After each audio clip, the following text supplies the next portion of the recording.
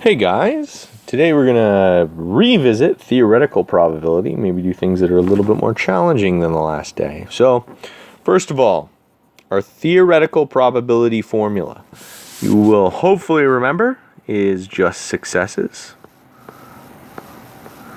over possibilities. Okay, how many ways can you succeed? How many possible outcomes are there? To calculate theoretical probability, all outcomes must be equally likely. What does this mean? Everything just has to be fair, okay? Everything fair, okay? You're rolling a die, you're flipping a coin. No, you can't have something where, it's more likely to have one thing than another, okay?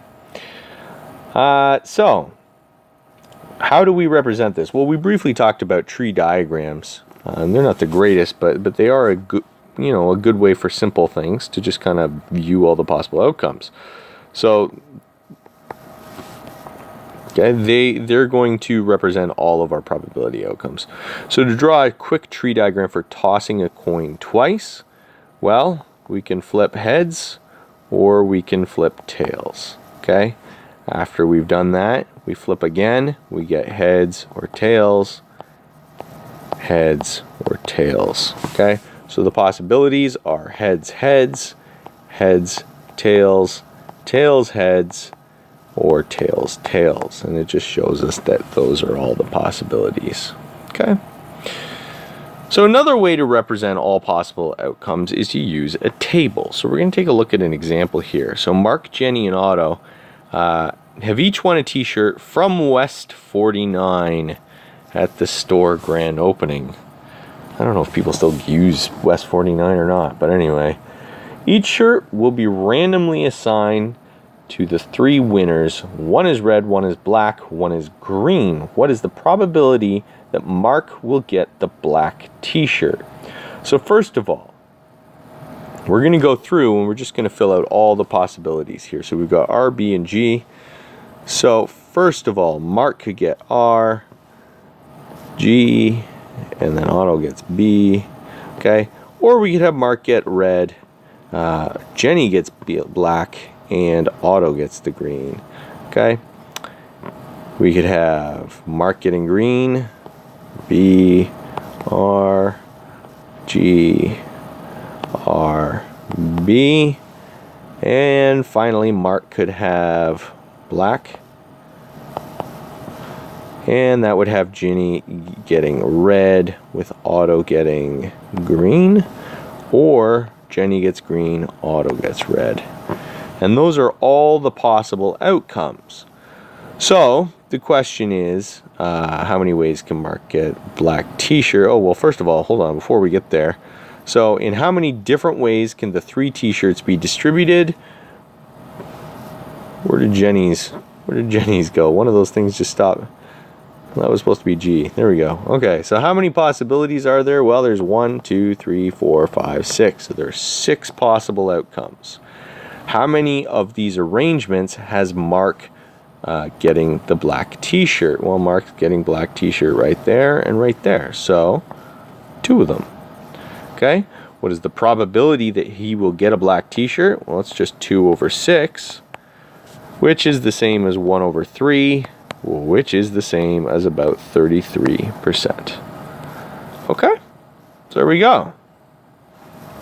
So let's take a look at a more complicated one here. We're going to talk about rolling doubles with a pair of dice. So where this gets a little bit more complicated is that there's 2 dice, so there's going to be 2 numbers associated with each possibility. So we're going to finish filling out this sheet, okay? And so you can see the patterns here. It's just if the first die is a 1, a 2, 3, 4, and the second die is a 1, then it's just going to give us those 2 pairs of numbers. So I'm actually going to pause it and fill this in so you don't have to watch this. And look at that, it's all filled in. Okay. So, in how many ways can 2 dice be rolled? Well, if we go through and count these boxes, we'll find that there are 36 separate boxes if you really on the ball, you might actually notice that it's a 6 by 6, so you could just do 6 times 6, which is 36. Okay, but if you didn't think of that, count the boxes. There's 36. Okay, how many ways can doubles be rolled? So let's just go through and say, well, we could have 1 1, 2 2, 3 3, 4 4, 5 5, or 6 6, which means there are 6 ways that doubles can be rolled. So what is the probability of rolling doubles?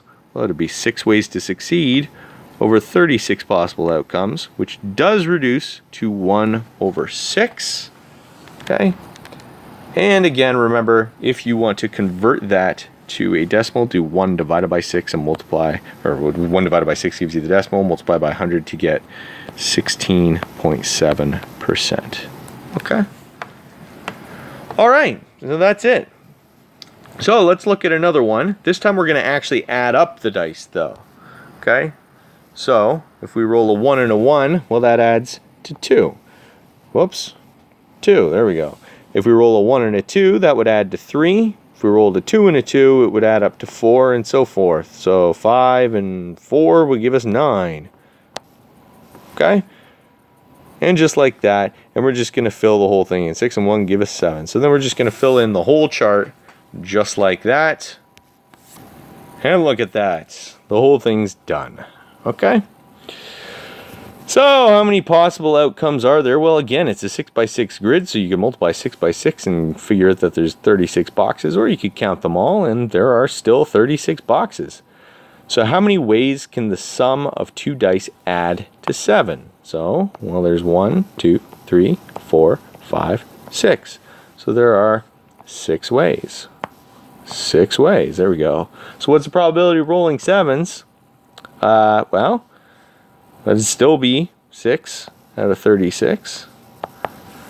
Or no, it wouldn't still be. It would be 6 out of 36, which is still equal to 1 out of 6, which is still equal to 16.7%. Okay? What is the probability of rolling an odd sum? So if we go through and say which ones add up to odds, well, there's 1, 2, 3, 4, 5, 6, 7, 8, 9, 10, 11, 12, 13, 14, 15, 16, 17, 18. So there are 18. So it's 18 ways to succeed in this case. And there are 36 possibilities. That reduces to 1 over 2, which is equal to 50%, which makes sense because half of all numbers are equal to odd numbers and half are even. So you can have a 50% chance of rolling an odd number.